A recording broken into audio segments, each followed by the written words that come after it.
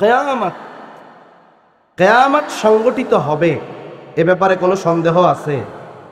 কিয়ামত যদি না হয়, আমাদেরকে যদি একত্রিত করা না হয়, বিচার আচার যদি না হয়, তাহলে মুমিনরা ঠকে যাবে, কিন্তু আল্লাহ মুমিনদের ঠকাবেন না। এখন কথা হলো, কিয়ামত তো হবে বুঝলাম, তবে কিয়ামত কখন সংগঠিত হবে? কিয়ামত কখন সংগঠিত হবে দুনিয়ার কোন সৃষ্টির কাছে এই জ্ঞান নাই, এই ইলম নাই। কিয়ামত কখন সংগঠিত হবে এর সুনির্দিষ্ট সময় একমাত্র যিনি জানেন তিনি কে? আল্লাহই জানেন কিয়ামত কখন সংগঠিত হবে। হবে সুনিশ্চিত, কোনো সন্দেহ নাই। আমার আপনার নবীজিও জানেন না কিয়ামত কখন সংগঠিত হবে।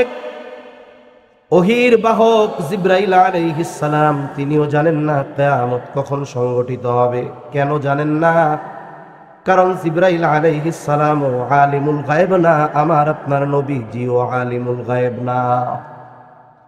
আমাদের দেশে কিছু ভাই আছে নবীজিকে অনেক মহব্বত করে, আফসোস আমরা যদি বলি নবীজি আলিমুল গায়ব না, তারা আমাদেরকে নবীর দুশ্মন বলে গালি দেয়, ওহাবি বলে গালি দেয়, বিভিন্ন রকমের কথা বলে, কি বলে না? নাকি আপনাদের এদিকে বলে না কিছু? কত ধরনের টিটকারি করে, অথচ একাধিক প্রমাণ দেওয়া যাবে স্বয়ং নবীর নিজের জবানের কথা যে আমি আলিমুল গায়ব নই। প্রসিদ্ধ একটা হাদিস আছে, হাদিসটার এক নাম হলো হাদিসে জিবরিল, আর একটা নাম হলো উম্মুস সুন্নাহ। হাদিসে জিবরিল নাম কেন? জিবরাইল আলাইহিস সালাম মানবাকৃতিতে সাহাবায়ে কেরামের উপস্থিতিতে নবীজির কাছে আসছেন, উদ্দেশ্য সাহাবায়ে কেরামকে দ্বীনের মৌলিক বিষয়গুলো শিক্ষা দেওয়া। জিবরাইল আলাইহিস সালাম নবীজির কাছে আসছেন, একেবারে নবীজির হাঁটুর সাথে হাঁটু লাগায়া বসছেন, একটা করে প্রশ্ন করেছেন, নবীজি জবাব দিয়েছেন। সাথে সাথে জিবরাইল আলাইহিস সালাম এই জবাবগুলোর সত্যায়ন করেছে। এক নাম্বার প্রশ্ন করেছে, আখবিরনি আনিল ইসলাম, আপনি আমাকে ইসলামের ব্যাপারে খবর দেন, বলেন ইসলাম কি? ইসলামের যেই ভিত্তি পাঁচটি, নবীজি ইসলামের পরিচয় দিতে গিয়ে এই পাঁচটা ভিত্তির কথা উল্লেখ করেছেন। এরপরে নবীজিকে জিবরাইল আলাইহিস সালাম জিজ্ঞাসা করেন, আখবিরনি আনিল ঈমান, আমাকে ঈমানের ব্যাপারে খবর দেন, ঈমান কি জিনিস, ঈমানের ব্যাপারে খবর দেন। নবীজি ঈমানের যেই 6টা ভিত্তির কথা আমরা আলোচনা করলাম, এই 6টা কথা নবীজি বললেন। এরপরে নবীজিকে জিবরাইল আলাইহিস সালাম প্রশ্ন করলেন, আখবিরনি আনিল ইহসান, ইহসান কি, ইহসানের ব্যাপারে আমারে খবর দেন, আমারে বলেন। নবীজি জবাব দিলেন, আন তা'বুদাল্লাহা কাআন্নাকা তারাহু ফাইন লাম তাকুন তারাহু ফাইন্নাহু ইয়ারাকা। ইহসান হলো এমন ভাবে ইবাদত করা যে কেমন যেন তুমি আল্লাহকে দেখতেছো, দেখে দেখে ইবাদত করতেছো। আর যদি এমনটা না হয়, ফাইন লাম তাকুন তারাহু, যদি তুমি তারে দেখতে না পাও, ফাইন্নাহু ইয়ারাকা, নিশ্চয়ই আল্লাহ যে আমাকে আপনাকে আমাদেরকে দেখেন, এ ব্যাপারে কোনো সন্দেহ আছে নাকি? আল্লাহ তোমারে দেখতেছে, এইভাবে ইবাদত করা, এটা হলো ইহসান। এরপরে জিবরাইল আলাইহিস সালাম নবীজিকে প্রশ্ন করলেন, আখবিরনি আনিস সাআহ, আপনি আমারে খবর দেন, কোন কিয়ামত কখন সংগঠিত হবে। প্রশ্ন যিনি করতেছেন রূহুল আমিন, ওহীর বাহক, জবাব দিবেন রাহমাতুল লিল আলামিন, ওহীর ধারক। নবীজি এই প্রশ্নের জবাবে বললেন, মাল মাসউলু আনহা বিআলামা মিনাস সাইল, এই ব্যাপারে যাকে প্রশ্ন করা হয়েছে তিনি প্রশ্নকারীর চাইতে বেশি জানেন না। তার মানে নবীজি বলতেছে, ভাই জিবরিল, তুমিও জানো না কোন সময় হবে, আমিও জানি না। তাহলে কিয়ামতের কিছু আলামতের কথা বলেন। নবীজি বলেছেন এই হাদিসের মধ্যে, আনতালিদাল আমাতু রাব্বাতাহা, কিয়ামতের অন্যতম একটি আলামত, দাসী তার মনিবকে প্রসব করবে। আমার আগে আপনাদের এলাকার কৃতি সন্তান, এই মাদ্রাসার সম্মানিত মুহাদ্দিস সাহেব মা বাবার খেদমতের আলোচনা করেছেন। দাসী তার মনিবকে প্রসব করবে, ব্যাখ্যা কি? মুহাদ্দিসিন কেরাম কয়েকটা ব্যাখ্যা করেন, একটা শোনাই। ইউরোপ আমেরিকা পাশ্চাত্য কালচার যেটা, ওইখানে মায়ের সাথে ছেলে, ভাইয়ের সাথে বোন, মেয়ের সাথে বাবা জেনা ব্যভিচারে লিপ্ত হওয়াটা এটা খারাপ মনে করে না, স্বাভাবিক মনে করে। সন্তান মনে করে এর মাধ্যমে সে তার মায়ের চাহিদা পূরণ করেছে, বাবা মনে করে সে মেয়ের চাহিদা পূরণ করেছে, সন্তান মনে করে সে মার চাহিদা পূরণ করছে, ভাই মনে করে সে বোনের চাহিদা পূরণ করেছে। এত নিকৃষ্ট ঘৃণিত একটি কালচার ওই সভ্য নামের অসভ্য সমাজের মধ্যে, যেটাকে খারাপ মনে করা হয় না, কিন্তু মুসলিম সমাজে একজন নাফরমান পাপী মুসলমানও এই ধরনের কোনো বিষয় কখনো চিন্তাও করে না। সর্বোচ্চ ঘৃণা করবে এটা, চিন্তা আসলেও নিজের প্রতি নিজে 10 বার থুতু মারবে, সি এ কোনো চিন্তা হইল? এজন্য মুসলিম সমাজে এটা নাই ঠিক, কিন্তু মায়ের সাথে অসদাচরণ আছে না নাই? আছে। অনেক এমন আছে যে বাবা মারা গেছে 2 বছর বয়সে, মার বিবাহ করে নাই। মা সর্বস্ব ত্যাগ করে জীবন যৌবন সব কিছু বাদ দিয়ে সন্তানকে উচ্চ শিক্ষায় শিক্ষিত করেছে। মা সীমাখালীর এক কোনায় এক মাটির কুড়ে ঘরে, সন্তান ঢাকা শহর 5 তলা বাড়ির মালিক। আফসোস, যেই মা সন্তানের জন্য সব ত্যাগ করলো, ওই মায়ের সন্তানের বাড়ির 5 তলা বাড়ির গাছতলায়ও জায়গা হয় না। অনেক ফ্যামিলি এমন আছে, যেই বেলা মা কাজ করে ওই বেলা খাবার দেয়, কাজ না করলে খাবার দেয় না। একটু বৃদ্ধ বেশি হয়েছে, একাধিক ভাই, এইবার পরামর্শ কইরা চিন্তা করবে যে মা আমার কাছে থাকুক, ও বলবে আমার কাছে থাকুক না। ভাইরা মাশওয়ারা কইরা পরামর্শ কইরা ঘরে পড়া বৃদ্ধ মাকে বস্তায় বইরা গাড়িতে নিয়ে সদস্য মোবাইল দূরে ফেলায় দিস। এমনও ঘটনা আমাদের দেশে অনেক ঘটছে। এগুলো কিয়ামতের আগে বাড়বে, কিন্তু খবরদার, বাড়বে বাড়ুক, তবে আমাদের দ্বারা যেন এই ধরনের অপরাধ না হয়, আল্লাহ হেফাজত করেন বলি আমিন।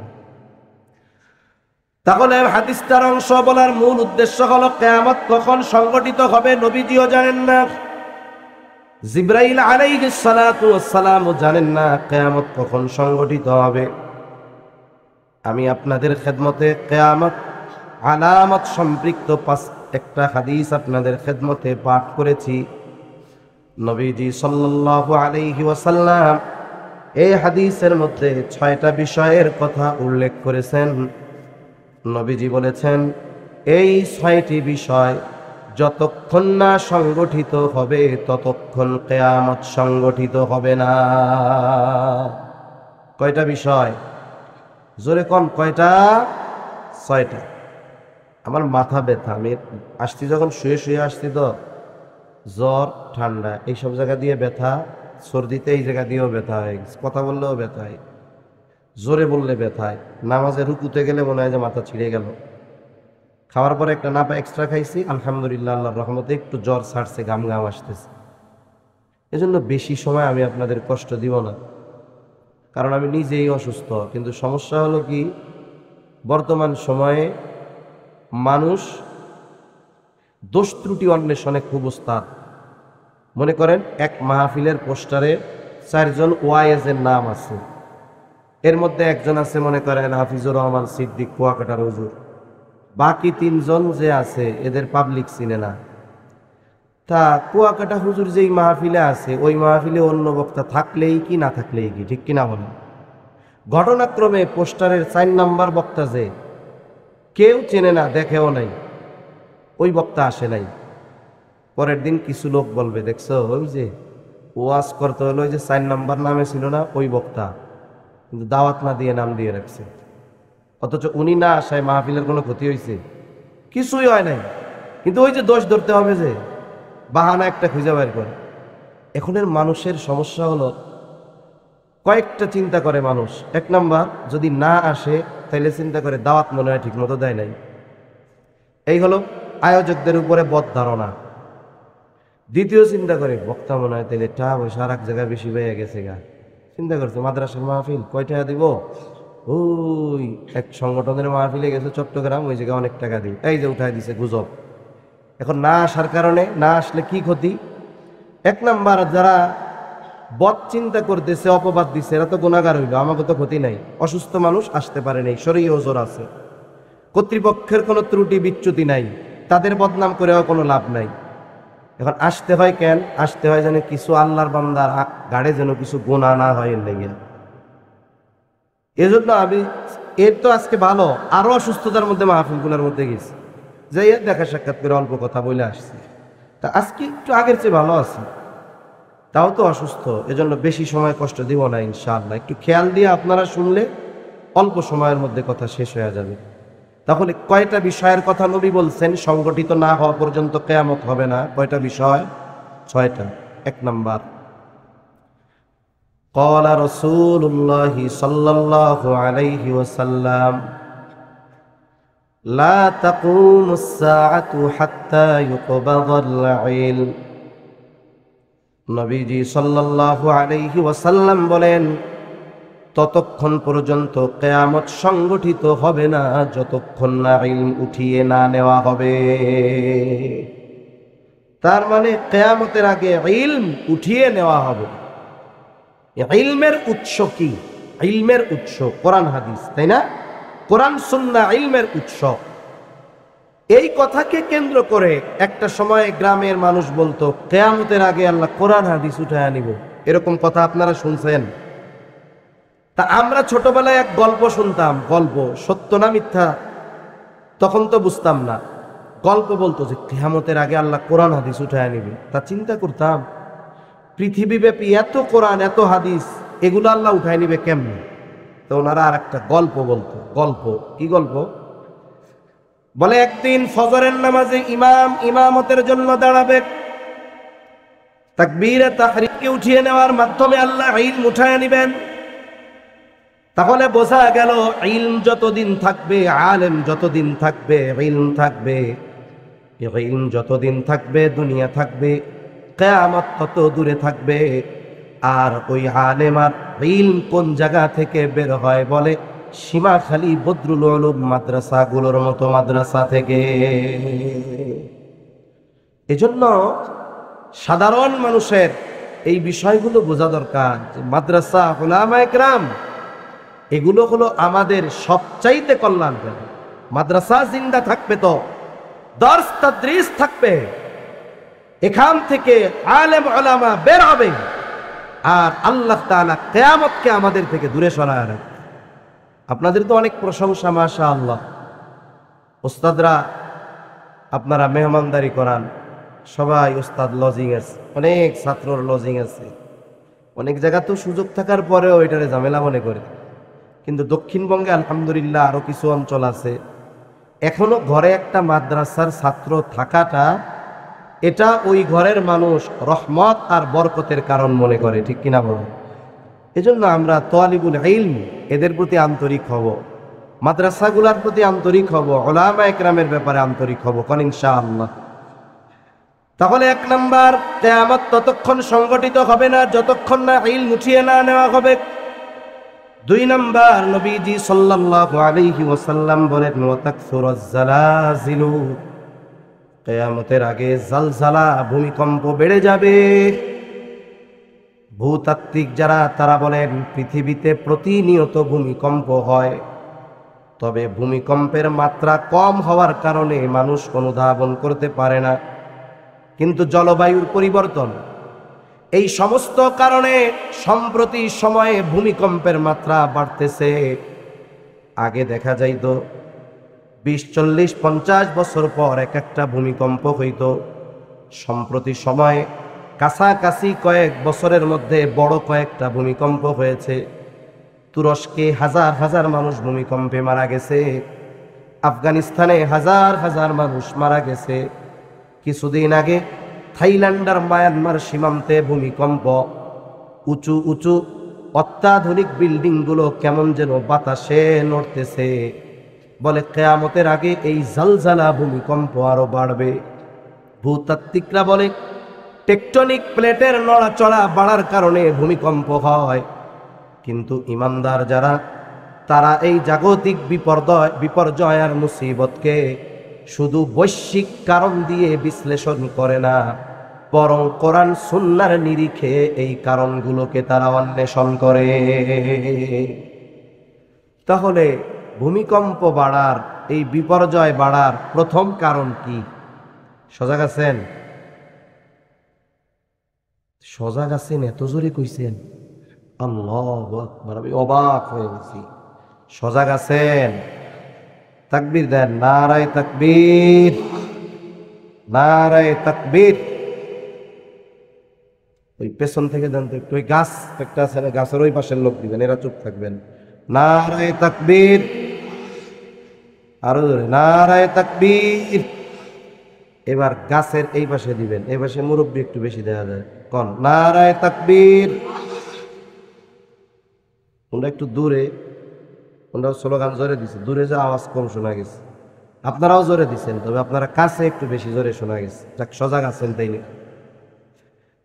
জালজালা কেন বাড়ে? আমাদের এই যে জলে, স্থলে, পানিতে, শুকনা জমিনে বিভিন্ন ধরনের মুসিবত, বিপর্যয় হয়, এগুলো কেন হয়? আল্লাহ তাআলা কোন ظهر الفساد في البر والبحر بما كسبت أيدي الناس। জল স্থলে বিপর্যয়, এটা হলো মানুষের হাতের কামাই, আমাদের হাতের কামাই। জলে স্থলে যত বিপর্যয় হয়, পানিতে কি হয়? বলে সিডর, আইলা, লাইলা, সুনামি, জলোচ্ছ্বাস, এগুলো মানুষের হাতের কামাই। জমিনে কি হয়? ভূমিকম্প, ভূমিধস, অতিবৃষ্টি, অনাবৃষ্টি, অতি খরা, এগুলো মানুষের হাতের কামাই। তাহলে আমাদের পাপের কারণে মূলত এইগুলা হয়। আর আল্লাহ তাআলা ভূমিকম্প, সিডার, আইলা, লাইলা, সুনামি, এগুলো আমাদের ধ্বংস করে দেওয়ার জন্য দেন না। তবে কেন দেন? আল্লাহ তাআলা বলেন লিউযীকাহুম বা'দাল্লাযী আমিলু লাআল্লাহুম ইয়ারজিউন। আমাদের বদআমলের কারণে এইগুলো আল্লাহ আমাদের দেন, শাস্তি আস্বাদন করান। তবে ধ্বংস করে দেওয়া উদ্দেশ্য নয়, মূল উদ্দেশ্য হলো লাআল্লাহুম ইয়ারজিউন, যাতে করে তারা পাপাচারের পথ থেকে প্রত্যাবর্তন করে আল্লাহর দিকে ফিরে আসে। এই জন্য আল্লাহ দেন। দেন কেন? পাপের কারণে। কি জন্য দেন? শেষ করে দেওয়ার জন্য না, বরং আমরা যেন পরিশুদ্ধ হই, পাপ থেকে যেন আমরা ফিরে আসি। এখন এই ভূমিকম্প স্থলে সৃষ্ট একটা বড় বিপর্যয়, মুসিবত কেন হয়? বিভিন্ন পাপের কারণে হয়। হাদিসের মধ্যে উল্লেখ আছে, অনেকগুলো হাদিসের মধ্যেই আছে, জমিনে যখন জুলুম বেড়ে যায়, অবিচার অনাচার বেড়ে যায়, ওজনে কম দেওয়া বেড়ে যায়, পাপাচার, অশ্লীলতা, বেহায়াপনা বেড়ে যায়, নাচ গান, বাদ্যযন্ত্রের ব্যবহার বেড়ে যায়, মাদকতা, মদ সেবন, এগুলো বেড়ে যায়, তখন ভূমিধস, ভূমিকম্প বাড়তে থাকে। বলেন তো, সময়ের সাথে সাথে গোটা দুনিয়া ব্যাপী এই ধরনের পাপ বাড়ে না কমে? বাড়ে, এই জন্য ভূমিকম্পও বাড়বে। তবে আমাদের কি করণীয়? বাড়বে যেহেতু, আমরাও এই পাপের স্রোতে গা বসায়া দিব, এরকম না। এই যাদের মাধ্যমে বাড়তেছে, আমরা যেন তাদের অন্তর্ভুক্ত না হই। আমার দ্বারা পাপাচার হবে না, আমার দ্বারা জুলুম হবে না, আমার দ্বারা গান বাদ্য, মদ, অশ্লীলতা, বেহায়াপনা হবে না, এগুলো থেকে আমাদের বাঁচতে হবে। 3 নাম্বার, নবীজি সাল্লাল্লাহু আলাইহি ওয়াসাল্লাম বলেন ওয়ায়াতাকারাবাজ জামান, কিয়ামতের আগে সময় নিকটবর্তী হয়ে যাবে। এক জুমা থেকে আর এক জুমা তাড়াতাড়ি চলে আসবে। এক হাদিসের মধ্যে আছে, নবীজি জানায় দেন, আখিরুজ জামানে, শেষ জামানায় এক যুগ কেমন যেন এক বছরের মতো মনে হবে। বছরকে মনে হবে মাসের মতো, মাসকে মনে হবে সপ্তাহের মতো, সপ্তাহকে মনে হবে দিনের মতো, দিনকে মনে হবে ঘন্টার মতো, আর ঘন্টাকে মিনিটের মতো, আর মিনিটকে আগুনের স্ফুলিঙ্গ তথা সেকেন্ডের মতো। অথচ আজ থেকে 500 বছর আগে 12 বছরে এক যুগ ছিল, এখনো তো 12 বছরে এক যুগ। ওই সময়ও 60 মিনিটে 1 ঘন্টা ছিল, এখনো তো 60 মিনিটে 1 ঘন্টা। নাকি পরিবর্তন কিছু হয়েছে? কিছুই পরিবর্তন হয় নাই। তবে সময় নিকটবর্তী হয়ে যাবে, এর উদ্দেশ্য কি? মুহাদ্দিসিনে কেরাম বলেন, প্রথম কথা হলো সময় থেকে বরকত উঠে যাবে। সময় থেকে কি উঠে যাবে? বরকত উঠে যাবে। গরম পানি থেকে সময় থেকে বরকত উঠে যাবে। এই পৃথিবীর অন্যতম একজন আলেমে দ্বীন শাইখুল ইসলাম আল্লামা তাকি উসমানী দামাত বারাকাতুহুমুল আলিয়া হযরত সময়ের মূল্যায়ন নিয়ে বয়ান করতে গিয়ে বলেন, সময় হলো এমন এক নেয়ামত, ব্যক্তির ব্যবহারের কারণে সময় প্রলম্বিত হয়, ব্যক্তির ব্যবহারের কারণে সময় সংকুচিত বরকতহীন হয়ে যায়। মানুষ যদি সময়টাকে নেকের কাজে অতিবাহিত করে, ওই সময়ের মধ্যে আল্লাহ বরকত দিয়ে দেয়। মানুষ যদি সময়কে পাপের কাজে অতিবাহিত করে, ওই সময় থেকে আল্লাহ তাআলা বরকত ছিনায় নেয়। এখন বলতে পারেন, ভালো কাজ করলে সময় যে লম্বা হয়, এটার প্রমাণ কি? উদাহরণ দেন। আমি একটা দুইটা উদাহরণ দেই। আমাদের দেশে প্রত্যেকটা মসজিদের মধ্যে এখন আলহামদুলিল্লাহ সামনে ঘড়ি আছে, নামাজের টাইম সহ আছে না? দেয়াল ঘড়ি আছে, ডিজিটাল ঘড়ি আছে, আবার নামাজের সময়সূচি সহ ঘড়ি আছে। মাঝে মধ্যে আমার মনে হয় এই সামনে ঘড়ি থাকা এটাও একটা মুসিবত। সমস্যা কি? সমস্যা হইল, ইমাম সাহেব এশার নামাজ 7:30। ইমাম সাহেব তো আর ভিন্ন গ্রহের কোনো প্রাণী না। ওনার 7:27 পায়খানা আসতে পারে কি পারে না? উনি এখন জরুরত সারার জন্য গেছেন। এটা কি যাইয়া বৈশাই 1 মিনিটের মধ্যে করে আসা যায়? স্বাভাবিক বেগ আসছে, ঢিলাকুলুক, পরিচ্ছন্নতা, পবিত্রতার ব্যাপার আছে, এরপরে উজু টুজু করে 10 মিনিট লাগবে। কিন্তু কিছু আল্লাহর বান্দা মুসল্লি আছে, ঘড়িতে যখনই টাইম কয়েক সেকেন্ড বাকি থাকতে ইমাম সাহেব থাক আর না থাক, উনি দাঁড়ায় যান। আছে না নাই? আমাদের দেশে জুমার দিন দেখবেন, জুমার সুন্নাত পড়ুক আর না পড়ুক, সানি খুতবায় ইমাম যখন বলে ফাযকুরুনি, বোঝে যে দাঁড়ানোর টাইম হয়ে গেছে। তাকফুরুন পর্যন্ত পৌঁছাইতে দেয় না, মুসল্লি অর্ধেক খাড়া হয়ে যাবে। অথচ নিয়মটা কি? খুতবা শেষ করবে, ইমাম দাঁড়াবে, দাঁড়াতে বলবে, এরপর দাঁড়াবে। কিন্তু কি করে? আগে দাঁড়ায়। যারা হারমাইন মক্কা মদিনায় গেছেন, সব মসজিদগুলাই এক সিস্টেম। ওয়াক্ত কখন এটার সময় আছে, কিন্তু নামাজে দাঁড়াবে কখন এটা ইমামের ইচ্ছাধীন। এই জন্য মাঝে মধ্যে কি হয়, আজান হয়েছে 5 মিনিট পরে ফজরের নামাজে দাঁড়ায় গেছে, আজান হয়েছে এই দিন আর 5 মিনিট না 15 মিনিট পরে নামাজে দাঁড়াচ্ছে। তারপরেও মানুষের একটা বিবেক চিন্তা তো আছে, কিন্তু জামাতে দাঁড়ানোর সুনির্দিষ্ট সময় এটা ইমামের হাতে। আমাদের মুসল্লিদের সমস্যা এই, ইমাম দাঁড়ানোর আগে ঘড়ির টাইম দেখে পট করে দাঁড়ায় যান। উল্টা ইমাম সাহেব যদি বৈশাও থাকেন, নামাজেও থাকেন, কারোর সাথে যদি জরুরি কোনো কথা থাকে, তো সব ওঠেন ওঠেন ওঠেন, সময় হয়ে গেছে, ওঠেন ওঠেন ওঠেন। এটা বলা বেয়াদবি, সোজা হিসাব। এটা বলা আদবের খেলাফ। কি জোরে বলেন? আদবের খেলাফ। ইমাম নাই, সময় পার হয়ে গেছে 5 মিনিট, আপনার অতি ব্যস্ততা, আপনি একা একা পড়া চলে যান, আপনি দাঁড়াবেন কেন? ইমাম সাহেব আসবে, দাঁড়াবে, 5টা মিনিট ওয়েট করেন। উনি বাইচা আছে, মইরা গেছে না বাথরুমে গেছে, এটা তো জানা যাবে, সেজন্য তো অপেক্ষা করতে হবে। এই বদভ্যাস আমাদের ছাড়তে হবে, আল্লাহ তৌফিক দান করেন। আমাদের দেশের মুসল্লিরা মোটামুটি ইমামকে পিএইচডি করে ফেলে। তার মানে ইমামের ফজরের নামাজে কয় রাকাত কয় মিনিট লাগে, জোহরে আসরে মাগরিবে এশায় কয় মিনিট লাগে, এটা মোটামুটি পিএইচডি করা। তা ওনাদের হিসাব, সামনে ঘড়ি আছে, ইমাম সাহেব ফজরের নামাজ 9 থেকে 10 মিনিটে শেষ করে। ইমাম সাহেব তাকবীরে তাহরিমা বলার পর থেকে নিয়ে 5টা 20-এ নামাজে দাঁড়ালে 5টা 24-এ প্রথম রুকুতে যায়, প্রথম রাকাতের রুকুতে যায়। এখন ইমাম নামাজে দাঁড়াইছে 5টা 20-এ, কেরাত শুরু করছে, সূরা ফাতিহা, এরপরের সূরা উনি তো আর বুঝতেছে না, শুনতেছে খালি। এখন 24 বেজে গেছে, ইমাম সাহেবের রুকুতে যাওয়ার কোনো ভাবসাব নাই, বেজে গেছে 25। চিন্তা করে আল্লাহ 1 মিনিট পার হয়ে গেল, আছে না নাই? 25 পার হয়ে 26। এইবার ইমামের ইক্তেদা বাদ দিয়ে ওই কাশিওয়ালা ইমামের ইক্তেদা করে আরো 10 জন। ইমাম সাহেব চিন্তা করছে যে অন্যান্য জুমাবার সূরা দাহর অর্ধেক তিলাওয়াত করি, 2 রাকাতে একটা সূরা পড়ি সূরা দাহর, আজকে 1 রাকাতে পুরা সূরা পড়বো। তা মুসল্লিদের যে হালত, শেষ পর্যন্ত পৌঁছানোর তৌফিক আর হবে না। আল্লাহু আকবার। এখন ইমাম সাহেব নামাজ শেষ করতে তার 2 মিনিট বা 3 মিনিট বেশি লাগছে। কয় মিনিট? জোরে বলেন, কয় মিনিট?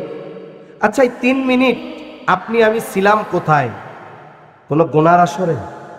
ইমানের পরে সবচাইতে গুরুত্বপূর্ণ ইবাদতের মধ্যে ছিলাম, যেখানে বান্দার সাথে আল্লাহর সাথে কথোপকথন চলে, সরাসরি কানেকশন। আমি তারে দেখতেছি অথবা তিনি আমারে দেখতেছে, ওই কাজ চলতেছে তখন। অথচ আল্লাহ আমাকে দেখতেছে। ইমাম সাহেব এই সুযোগটা 10 মিনিটের জায়গায় যখন 13 মিনিট লাগায়, ওই 3 মিনিট বেশি লাগে, এটা আমার আর সহ্য হয় না। তার মানে কি? যেটা ভালো কাজ ওটা লম্বা সময় করতে আমাদের কষ্ট হয় কেন? ভালো কাজে যুক্ত হলে সময়ের মধ্যে বরকত হয়। দেখবেন 4 দোকানে বসে টেলিভিশন দেখতেছে, 3 ঘন্টা পার হয়ে গেছে, কোমরও ব্যথায় না, মাজাও ব্যথায় না। উঠলে সিট হারায়া যাবে এই ভয়ে প্রস্রাব চাপায় রাখে, মাগার ওঠে না। কিন্তু কোরআন শরীফ পড়তে দেন, 2 পৃষ্ঠা পড়ার পরে মাজা ব্যথা, কোমর ব্যথা, গলা ব্যথা, খুক খুক কাশি, পানির তৃষ্ণা, প্রস্রাব, পায়খানা সব চাপ দেয় একসাথে। মনে হয় এই 2 পৃষ্ঠার 10 মিনিট সে 10 ঘন্টা বসে আছে। কেন? বলে ভালো কাজের মধ্যে আছে তো, সময়টা অনেক লম্বা মনে হয়। ওই লোকই নামাজ শেষ করে 3 মিনিট দেরি সহ্য হয় নাই, 3 ঘন্টা 4 দোকানে বসে আড্ডা দেয়, আছে না নাই? তাহলে সময় যদি ভালো কাজে ব্যয় করা হয়, সময়ের মধ্যে বরকত হয়। সময় যদি মন্দ কাজ হেতু কাজে ব্যয় হয়, সময় চলে যায়, বরকত শূন্য হয়ে যায়। এজন্য আমরা আমাদের সময়গুলোকে ভালো কাজে অতিবাহিত করব। আল্লাহর দেওয়া যত নেয়ামত আমাদের জন্য আছে, এই দুনিয়ায় আল্লাহ প্রদত্ত অন্যতম দামি নিয়ামত গুলার মধ্যে অন্যতম দামি নিয়ামত হলো সময়। সময়ের কত দাম এইটা বুঝতে পারবে মরার পরে সে, যে সময়ের মূল্যায়ন করে নাই, সময়গুলোকে হেলায় খেলায় কাটায়া দিছে, আড্ডাবাজি করে কাটিয়েছে, নামাজ কালামের ধার ধারে নাই। ওই লোকটা যখন মারা যাবে, মারা যাওয়ার পর মৃত ব্যক্তি কথা বলে, নবীজি বলেছেন, তবে আমরা মৃত ব্যক্তির কথা শুনতে পাই না। যদি দুনিয়ার মানুষ মৃত ব্যক্তির কথা শুনতে পাইতো, তাইলে ভয়ে দাফন কাফন বাদ দিয়া দিত। এখন ও যে কথা বলে, দুনিয়ার কেউ না শুনলেও শুনে কে? আরো জোরে বলেন, কে? যারা এই দুনিয়ায় সময়কে নষ্ট করেছে, পাপাচার অহেতুক কাজে সময় ব্যয় করেছে, ওই লোকগুলো মারা যাওয়ার পরে আল্লাহর কাছে ফরিয়াদ করে, দোয়া করে, কামনা করে। কি বলে? ফায়াকুলা রব্বি লাউলা আখখারতানি ইলা আজালিন করিব। ও রব, আমাকে যদি কিছু সময়ের জন্য অবকাশ দেওয়া হতো, আবার একটু দুনিয়ায় যাওয়ার সুযোগ দেওয়া হতো। ও মালিক, আপনি আমার যে সম্পদ দিয়েছিলেন, এই সম্পদ থেকে আমি সাদকা করতাম, দান করতাম। ওয়া আকুম মিনাস সালিহিন। আগের বার তো অনেক কাজ করতে পারি নাই, এইবার যদি একটু যাওয়ার সুযোগ দেন ও রব, এত বেশি আমি নেক আমল করব যে আমি সৎকর্মশীলদের অন্তর্ভুক্ত হয়ে যাব।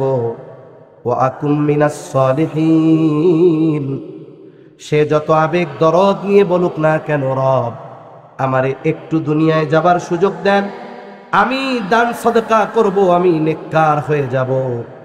যতই আবেগ দিয়ে বলুক না কেন, একটা মুহূর্তের জন্য পুনরায় তাকে দুনিয়ায় আসার সুযোগ দেওয়া হবে নাকি? হবে। ওই যেই জিনিসটার জন্য সে আল্লাহর কাছে ফরিয়াদ করবে, ওই সময় এখন আমার আপনার কাছে আছে না নাই? তাহলে কেন চায়ের দোকানে, কেন আপনি লুডুর আড্ডায়, কেন যুবক পাই ফেসবুকের মধ্যে, কেন আপনি ওয়াহিদুক মজলিসে, কেন খেলার মাঠে সময় নষ্ট করতেছেন? এই সময়গুলোর জন্য মরার পরে আফসোস করবে, দাম বুঝবে, কিন্তু তখন করার কিছু থাকবে। এজন্য আমরা সময়ের মূল্যায়ন করব, কোন ইনশাআল্লাহ। 4 নম্বর, নবীজি সাল্লাল্লাহু আলাইহি ওয়াসাল্লাম বলেন, ওয়াতাযহারুল ফিতান, কিয়ামতের আগে ফিতনা প্রকাশ পাবে। মুহাদ্দিসিনে কেরাম বলেন এখানে উদ্দেশ্য হলো দাজ্জালের আগমন, দাজ্জালের ফিতনা। কিয়ামতের আগে একের পর এক বিভিন্ন ফিতনা আসবে, কিন্তু সবচেয়ে বড় ফিতনা হলো দাজ্জালের ফিতনা। এই উম্মতের জন্য সবচেয়ে বড় ফিতনা দাজ্জালের ফিতনা। নবীজি উম্মতের প্রতি বড় রহম দিল, উম্মত যেন এই ফিতনায় পতিত না হয়, নবীজি এই জন্য পেরেশান আমল শিখায় দিয়েছেন। নবীজি জানায় দেন, যে ব্যক্তি জুমার দিন সূরা কাহাফের তিলাওয়াত করবে, কমপক্ষে প্রথম 10 আয়াত তিলাওয়াত করবে, আল্লাহ রাব্বুল আলামিন দাজ্জালের ফিতনা থেকে তাকে হেফাজত করবে। কোন সূরা? সূরা কাহাফ, একটু বড় সূরা। আপনি পুরা সূরা পারেন না, কমপক্ষে 10 আয়াত পড়েন। 10 আয়াতও পারেন না, যদি মাদ্রাসার মুহতামিম সাহেব হুজুরে আইসা বলেন জুমার দিন হুজুর আমলটা তো করা দরকার, পড়তেও পারি না, এক কাজ করেন, একজন ছাত্রের দিয়া অথবা ইমাম সাহেবরে দিয়া জুমার পরে 10টা আয়াত আমাকে যেন পড়া শোনায়। 1 মিনিট বা 1.5 মিনিট লাগবে। ইমাম সাহেব বলবে যে না না, আমরা খুব ব্যস্ত, আপনি নিজে পড়া নেন গে, এমন বলবে? বরং আরো খুশি হবে যে আমার এলাকার মুসল্লিরা, মুসলমানেরা সূরা কাহাফের আমলের ব্যাপারে কত গুরুত্ব আরোপ করতেছে। নিজে পড়তে না পারেন ইমাম সাহেবরে বলেন, উনি তিলাওয়াত করুক জোরে জোরে, শুনেন। 2, 4, 10, 15, 20 সপ্তাহ পর দেখা যাবে আপনি শুনতে শুনতে ওই 10 আয়াতের হাফেজ হয়ে গেছেন। হতে পারে কি পারে না? পারে, ব্যাপার না। এই আমলটা ধারাবাহিক করার ব্যাপারে আমাদের বুজুর্গানে দিন গুরুত্ব দিয়ে বলেন, সূরা কাহাফ এমন এক আমল যেটা দাজ্জালের মতো মহা ফিতনা থেকে উম্মতকে আল্লাহর রহমতে হেফাজত করতে পারে। তবে দাজ্জাল হঠাৎ করে চলে আসবে না। দাজ্জাল আগমনের আগে এই উম্মতের পর একের পর এক ফিতনা আসবে। সাধারণ মানুষ যারা, সত্য মিথ্যা নির্ণয় করা কঠিন হয়ে যাবে, কোনটা হক কোনটা বাতিল পার্থক্য করা কঠিন হয়ে যাবে। অনেক সাধারণ মুসলমান ফিতনার সমুদ্রে হাবুডুবু খাবে।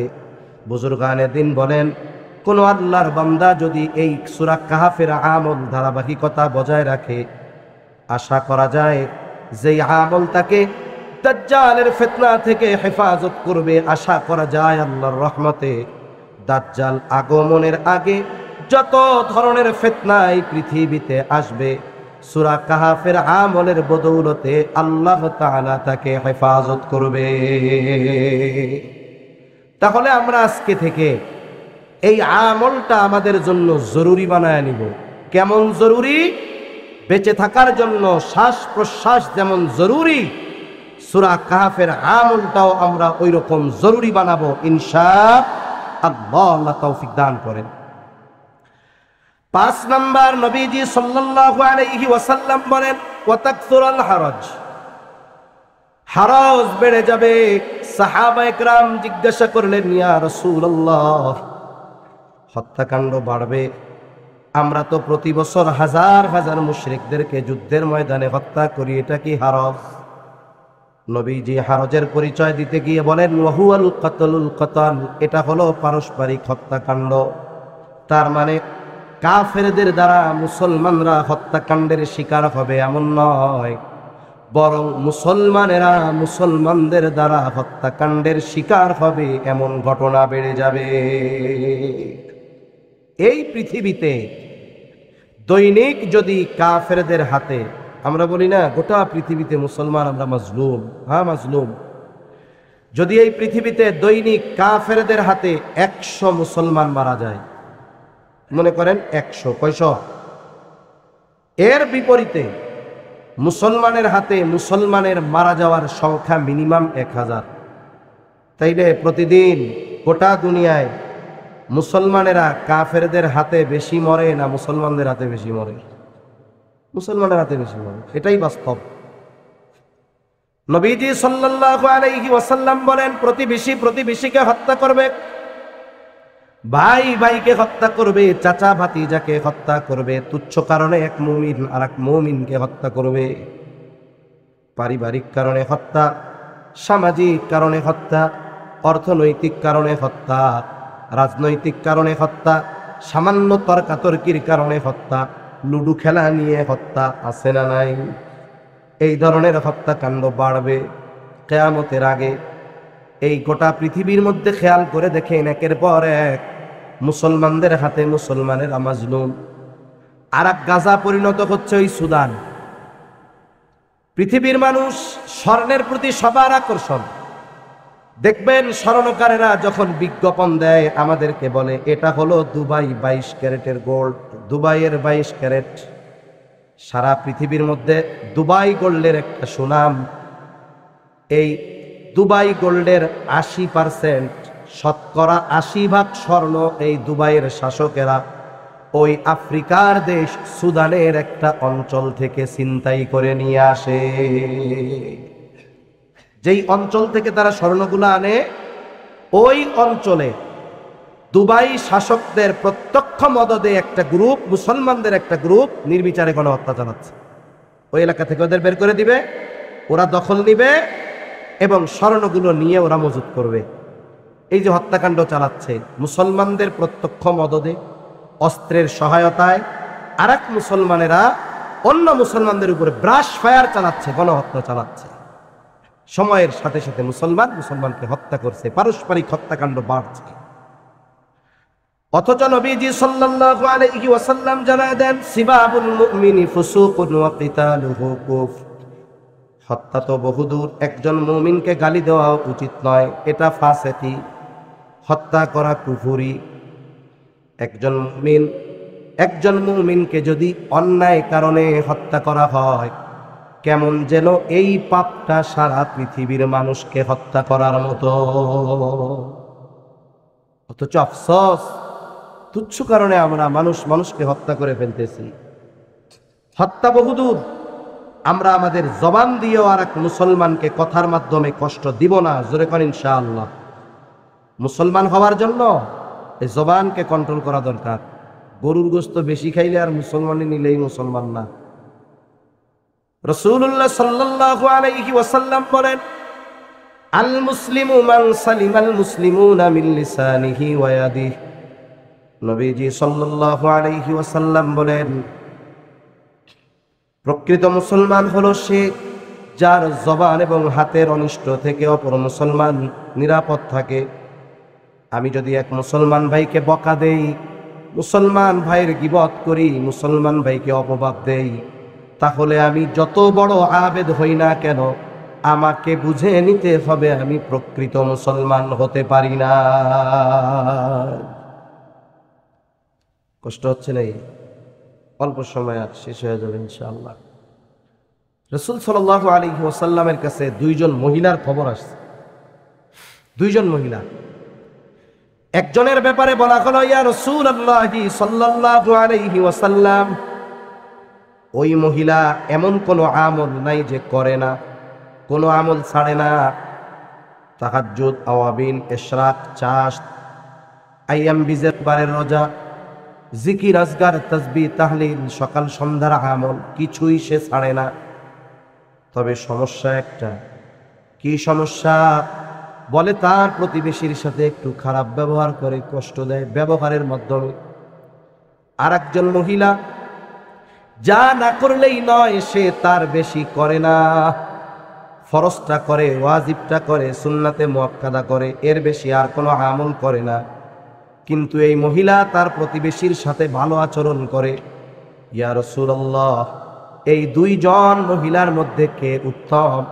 নবীজি ওই অতিরিক্ত ইবাদত করনে ওয়ালি মহিলার কথা বলেন নাই। নবীজি বলেন এই দুইজনের মধ্যে সে উত্তম যে তার প্রতিবেশীর সাথে ভালো আচরণ করে। এজন্য এই ইবাদতের মাধ্যমেই প্রকৃত মুসলমান হওয়া যায় না। আর এক মুসলমানের সাথে ভালো আচরণই একজনকে উত্তম মুসলমানে পরিণত করতে পারে। এজন্য দল মত এগুলো পার্থক্য থাকবে, কিন্তু জাগতিক কারণে আমি আর এক মুসলমান ভাইকে আমার জবানের দ্বারাও কষ্ট দিব না, ইনশাআল্লাহ। যদি এটা আমরা নিয়ন্ত্রণ করতে পারি, সমাজে সংগঠিত 70% অন্যায় অনাকাঙ্ক্ষিত ঘটনা দূর হয়ে যাবে, আশা করা যায়। 6 নম্বর, নবীজি সাল্লাল্লাহু আলাইহি ওয়াসাল্লাম বলেন, হাত্তা ইয়াকসুরা ফীকুমুল মালু ফায়াফিদু, ততক্ষণ কিয়ামত সংগঠিত হবে না যতক্ষণ না মানুষের সম্পদ উপচিয়ে পড়বে, একজন মানুষ ওই পৃথিবীতে গরিব থাকবে না। মুহাদ্দিসিনে কেরাম বলেন এটা হবে ঈসা আলাইহিস সালামের জামানায় দাজ্জালকে হত্যার পর। আল্লাহ তাআলা ইসলামকে গোটা পৃথিবীর আনাচে কানাচে পৌঁছায়া দিবেন।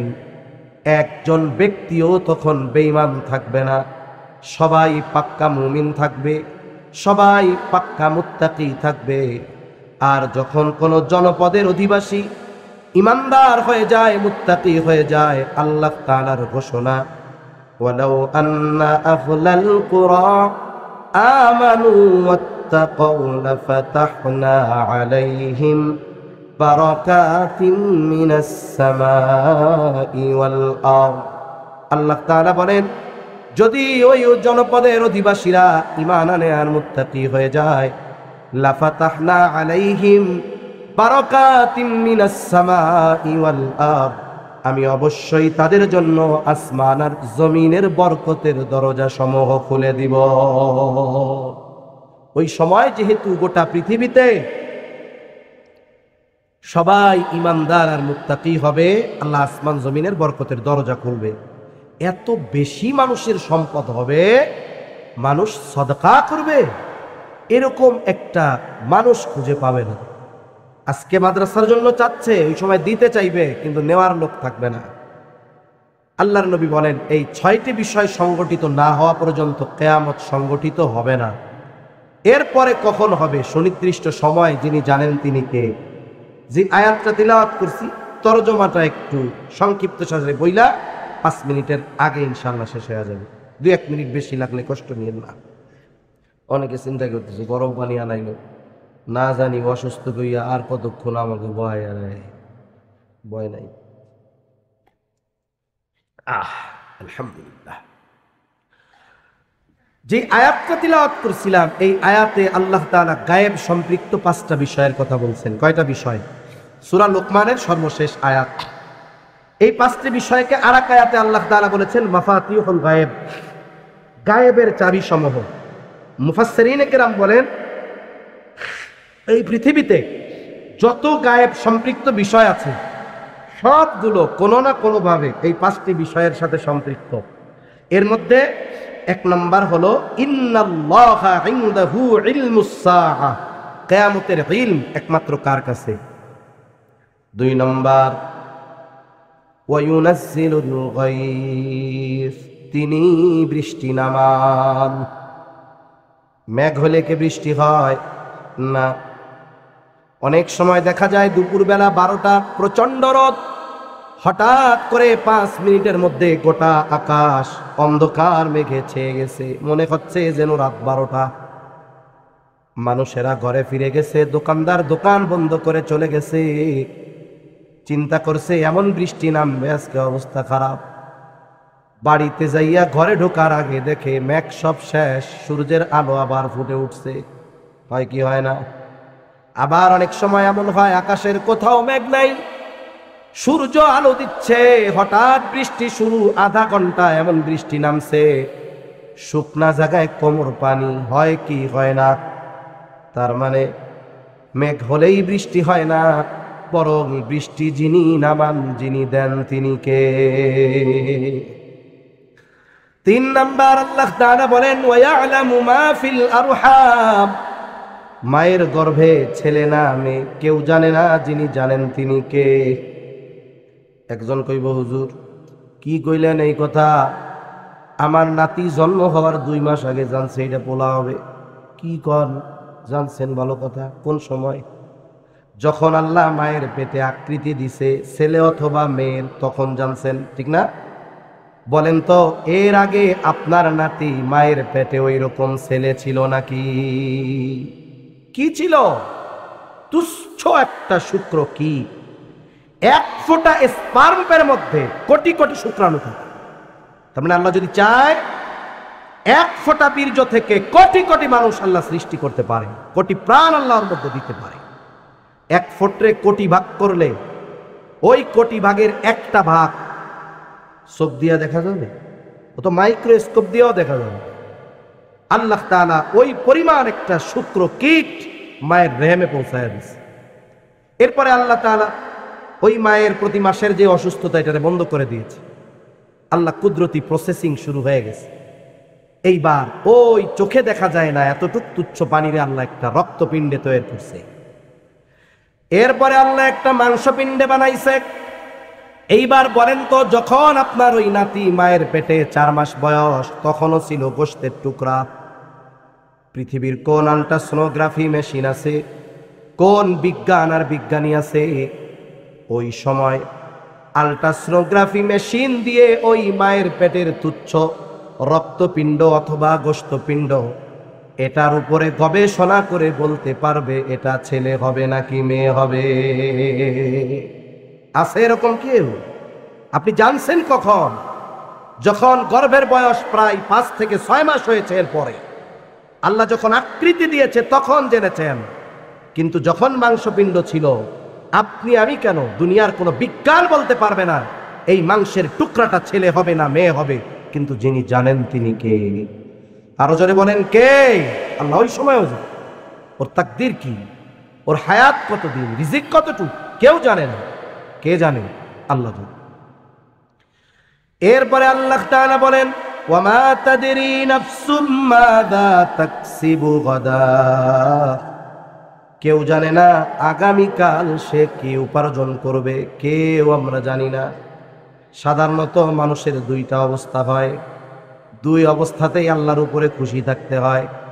1 নম্বর অবস্থা, ধন সম্পদ সম্মান আর ইজ্জত এত বেশি, এই লোকটা সম্পদ আর সম্মানের ঠেলায় শাকের না হয়ে ফখর করতে থাকে। আছে না নাই? অথচ আল্লাহ এত সম্পদ দিয়েছে, উচিত ছিল আল্লাহর শুকরিয়া আদায় করা, কিন্তু ও ফখর করে, অহংকার করে, দুর্বেড়া তোর কি আছে, আমার এত কিছু আছে। আবার আর এক অবস্থা হলো মানুষের দুঃখ দুর্দশা কষ্ট। অনেক সময় অনেক নামাজি নেক আমল করেনেওয়ালা ব্যক্তিও অভাবে থাকে, নামাজও পড়ে, আবার আল্লাহর কাছে অনুযোগের সুরে বলে আল্লাহ আপনি কি দুনিয়ায় খালি আমারই দেখেন নাকি, বালা মুসিবত আর কাউরে দেন না? ওইটা সুদ খায়, এরপরেও সুস্থ, আমি নামাজ পড়ে অসুস্থ বলে কি বলে না? অসুস্থতা কষ্ট দুঃখ দুর্দশা এটাও আল্লাহ পরীক্ষা করার জন্য দেন, সম্পদও আল্লাহ পরীক্ষা করার জন্য দেন। অবস্থা 2টার যাই হোক না কেন সব সময় শুকরগুজার বান্দা হব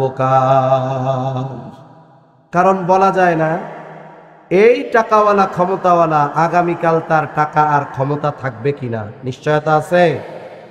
ক্ষমতার চেয়ার, প্রেসিডেন্ট প্রধানমন্ত্রীর চেয়ার আজকে আছে, আগামীকাল সকালে থাকবে কিনা নিশ্চয়তা আছে? নাই। যে আজকে অভাবী ও যে কালকে অভাবী থাকবে এর কোনো নিশ্চয়তা আছে?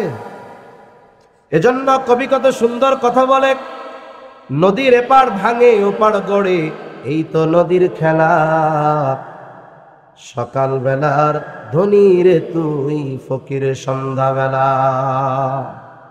দেখা যাবে আজকের ধনী আগামীকাল সে ফকির হয়ে গেছে। এজন্য অবস্থা যাই হোক, নিরাশ না হওয়া, অহংকারী না হওয়া, সর্ব অবস্থায় আল্লাহর শুকরিয়া আদায় করা। 5 নাম্বার আল্লাহ তাআলা বলেন, ওয়ামা তাদরি নাফসুম বিআইয়ি আরদিন তামুত। আল্লাহ তাআলা বলেন, কেউ জানে না কোন জমিনে তার মৃত্যু হবে। আমাদের মৃত্যুর সময় আর স্থান দুইটাই সুনির্ধারিত, তবে আমরা জানি না, জানে কে? আল্লাহ জানে। রাসূলুল্লাহ সাল্লাল্লাহু আলাইহি ওয়াসাল্লাম বলেন, আল্লাহ তাআলা যার যেখানে মৃত্যু লিখে রাখছেন, ওর যদি ওই জায়গায় কোনো প্রয়োজন নাও থাকে, আল্লাহ তাআলা প্রয়োজন সৃষ্টি করে ওকে ওইখানে নিয়ে যায়। আমাদের দেশে প্রবাসে যায় মানুষেরা, মরতে যায় নাকি? যায় তো ইনকাম করতে, কিন্তু কতজন দৈনিক প্রবাসীদের লাশের কফিন আসতেই থাকে। আল্লাহ তাআলা ওই জায়গায় শুধু তার রিজিক না, ওই জায়গায় তার মৃত্যু আল্লাহ লিখে রাখছে। এজন্য আমাদের মৃত্যু আর সময় সুনির্ধারিত, তবে আমাদের জানা নেই। জানা আছে আগামীকাল সূর্যোদয় দেখতে পারবো কিনা? নিশ্চয়তা আছে। বাড়ি পর্যন্ত ফিরতে পারবো কিনা? নিশ্চয়তা আছে? কোনো নিশ্চয়তা নাই। এজন্য কি দরকার? দরকার হলো, যেহেতু এই জিনিসটা সুনিশ্চিত, তবে সুনির্ধারিত সময় আমাদের জানা নাই, যে কোনো টাইম আসতে পারে, হতে পারে, সেহেতু ওই জিনিসটার জন্য সর্বদা প্রস্তুত থাকাটাই হলো বুদ্ধিমানের কাজ। ঠিক কিনা বলেন? তো সম্মানিত উপস্থিতি, এই 5টা বিষয়কে বলা হয় মাফাতিহুল গায়ব, গায়েবের চাবিসমূহ। আর আমরা ইমানদার। আমাদের পরিচয় আল্লাহ তাআলা কোরআনুল কারীমের সর্ববৃহৎ সূরা সূরা বাকারার শুরুতেই দিতে গিয়ে বলেন, আল্লাযীনা ইউমিনুনা বিল গায়ব। মুত্তাকি ইমানদার কারা? যারা গায়েবের উপরে ঈমান আনে, বিশেষ করে পরকালের উপরে ঈমান। এটা আমাদের মজবুত হওয়া দরকার। কেন? কারণ পরকাল, আখিরাত, কিয়ামত, বিচার দিবস, এগুলোর ব্যাপারে যার যত বিশ্বাস বেশি, দুনিয়ার কাজ তার তত সুন্দর বেশি, আমল তত সুন্দর বেশি। দুনিয়ার মানুষ, আমাদের যদি সবার এই চিন্তা থাকে যে দুনিয়ার আইনের চোখ ফাঁকি দেওয়া যায়, ফাঁক ফোকর দিয়ে বের হওয়া যাবে, কিন্তু আল্লাহর আদালতে ফাঁকি দেওয়ার সুযোগ আছে? দুনিয়ায় হয়তো কারো কাছে জবাবদিহিতা বা হিসাব দেওয়া লাগবে না, কিন্তু আল্লাহর কাছে জবাবদিহিতা আর হিসাব দেওয়া ছাড়া বাঁচা যাবে না। এজন্য আমরা আখিরাতের উপরে, কিয়ামতের উপরে, বিচার দিবসের উপরে আমাদের ঈমানকে পাকাপোক্ত করব ইনশাআল্লাহ। আমাদের এই জাগতিক জগতের চলাফেরা, আমল ইনশাআল্লাহ সুন্দর হয়ে যাবে। আল্লাহ সুবহানাহু ওয়া তাআলা আমাদের সবাইকে কথাগুলো বুঝবার তৌফিক দান করেন। সকলে বলি আমিন। ওয়া আখিরু দাওয়ানা আলহামদুলিল্লাহি রাব্বিল আলামিন। দোয়া হয়ে যাবে, দোয়া না করে চলে যায়েন না। হয়তো এই জায়গায় আল্লাহর কেউ ওলি থাকতে পারে, তারও সিলায় আমাদের দোয়া আল্লাহ কবুল করে নিতে পারে। দোয়ার আগেও সর্বশেষ মাদ্রাসা যেহেতু অনেকে চিন্তা করে, দোয়ার আগে কিছু দেই।